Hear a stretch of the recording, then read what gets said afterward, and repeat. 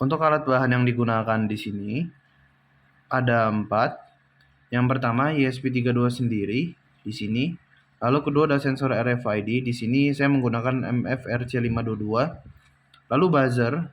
Yang terakhir adalah servo. Di sini logikanya dari flow diagramnya, pertama ESP nantinya akan mengirim sinyal ke MFRC sebagai tahap pertama dalam pemindaian akses. Nantinya jika pengguna menempelkan akses di MFRC522, maka sinyal akan dikirimkan kembali ke ESP untuk diperhitungkan apakah ini sebagai akses yang diterima atau tidak. Jika iya, nanti servo di sini akan bergerak sebagai tutup bukanya kunci dan buzzer akan berbunyi sebagai indikator. Namun, jika di sini sensor tidak mengenali akses tersebut, maka ESP akan mengirim sinyal ke servo untuk tetap diam atau berhenti.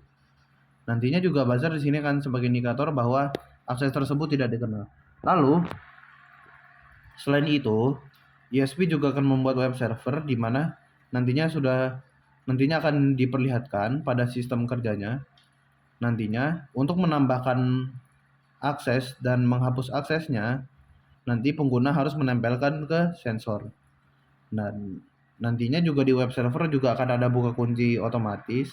Maksudnya buka kunci secara remote atau jarak jauh. Nantinya ESP akan mendapatkan sinyal dari pengguna melalui browser HP atau laptopnya yang nantinya akan menyuruh servo untuk bergerak sebagai membuka kunci.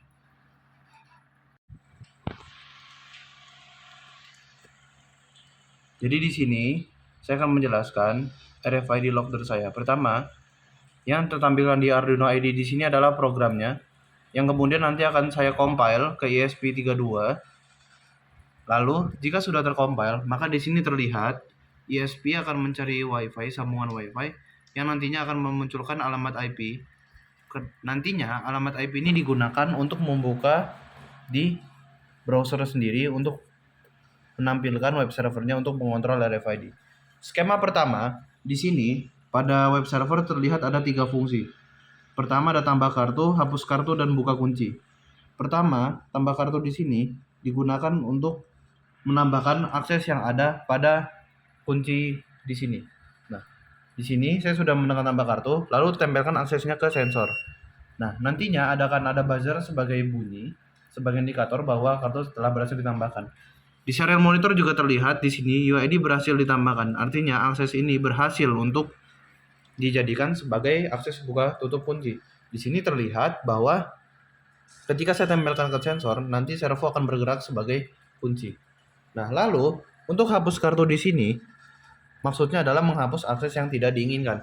Misalnya jika sewaktu-waktu tidak ingin menggunakan ini sebagai akses, maka tinggal hapus di sini dan tempelkan ke sini, nanti buzzer akan berbunyi.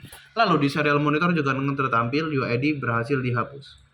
Nah, tapi pada suatu momen ketika akses ini nantinya hilang, maka pengguna nantinya cukup menekan buka kunci di sini dan nanti servo akan bergerak. Nah, tanpa kartu nantinya buka kunci servo bergerak.